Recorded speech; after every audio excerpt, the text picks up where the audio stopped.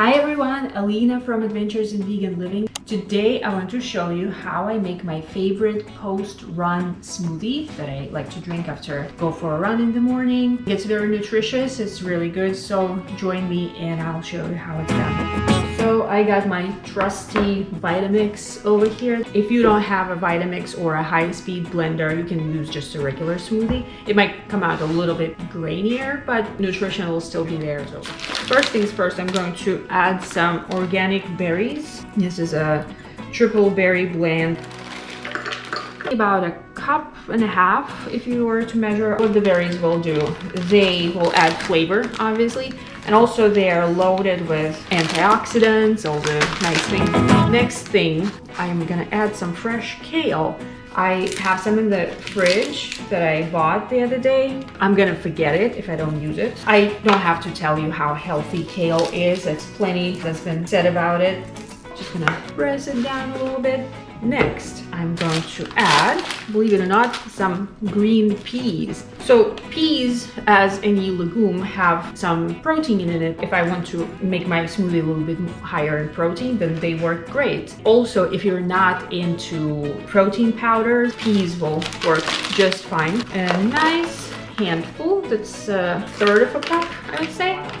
Then I have half a banana. This one looks a little gross because I had it in the fridge, but if you peel it, it's actually not bad. If I had some frozen bananas in the fridge, I'd gladly use it. Frozen bananas actually make the smoothie even creamier, which is quite nice, but I don't have it, so.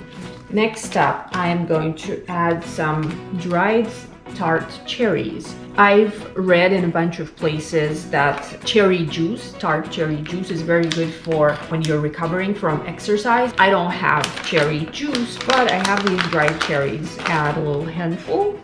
After this, I'm going to add some chia seeds. They're quite plain in flavor and they add some omega-3 fatty acids. If you have flax seed, then you can use flax seed, just whole or ground, doesn't matter. Then I've got some chocolatey stuff, powdered chocolate and some cacao nibs. So I'm gonna add a little bit. You might think it's kind of weird, kale and chocolate, but you know, I kind of like it. It's gonna be pretty good.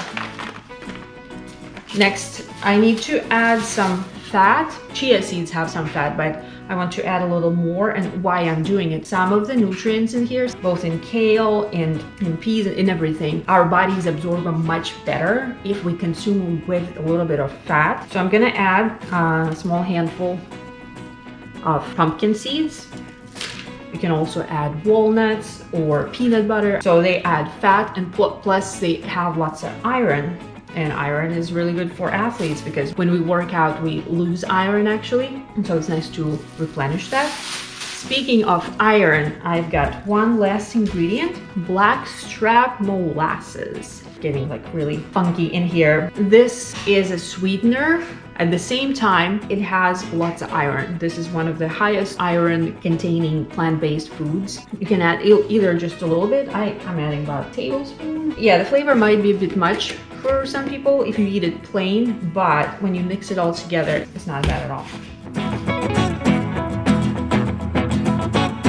It's interesting, they kind of taste like you expect chocolate, but then it's not chocolate. Now we need to add a liquid component. I like to add some almond milk right here to add some more liquid, but not add way more calories. I'm just gonna add some water in there too. So this is all what it looks like. Delicious, isn't it?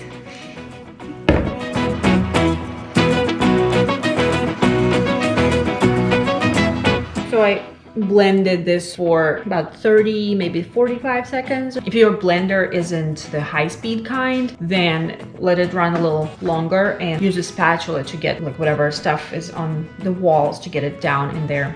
So now let's try it and see what it tastes like.